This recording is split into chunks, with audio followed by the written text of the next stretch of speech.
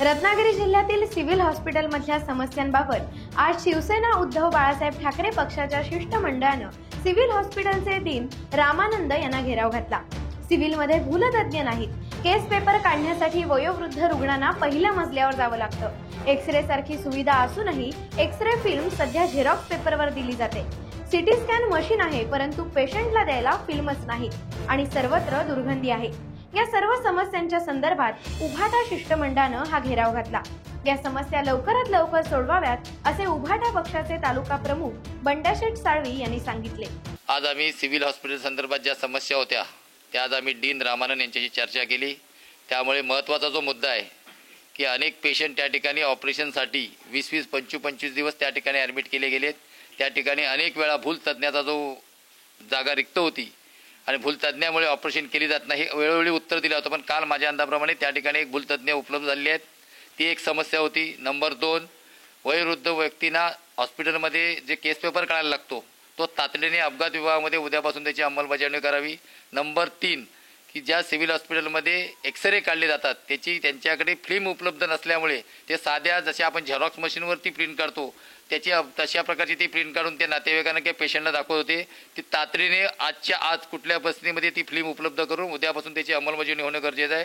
Number 4 की ज्या पेशंटचे जे नातेवाईक असतील त्यांच्या ज्या काही समस्या आहेत ते स्वतः या डीननी त्यांच्याकडे दर आठवड्याला त्यांच्या समस्या काय त्या जाणून घ्यायच्या आणि त्याच्यावरती ती तक्रार निवारण असेल त्याचा योग्य तो निर्णय घ्यायचा आहे।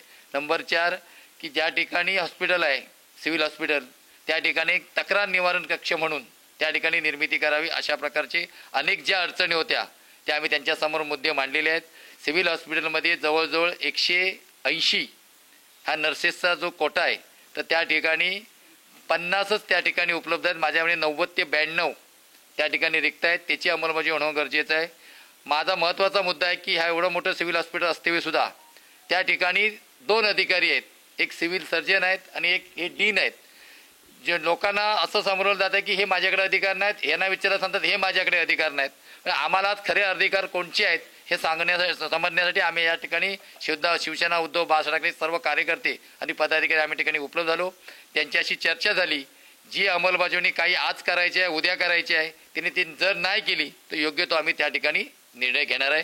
पण त्यांनी आम्हाला कुठल्या परिस्थितीमध्ये उद्याच्या उद्या आणि आजच्या आज ज्या गोष्टी आम्हाला करायच्या त्या आम्ही परिपूर्ण करणार।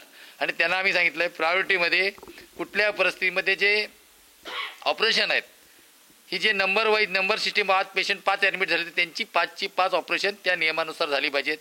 त्याचबरोबर ह्या सिव्हिल हॉस्पिटलमधून काही पेशंट बरे होत नाहीत, त्यांच्या नातेवाईकांना प्रायव्हेट हॉस्पिटल नेण्याची वेळ येते।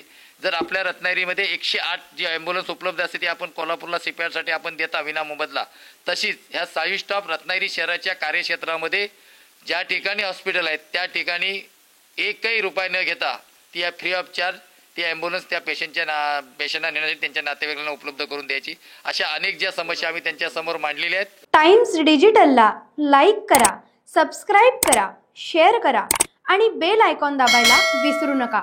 Times digital.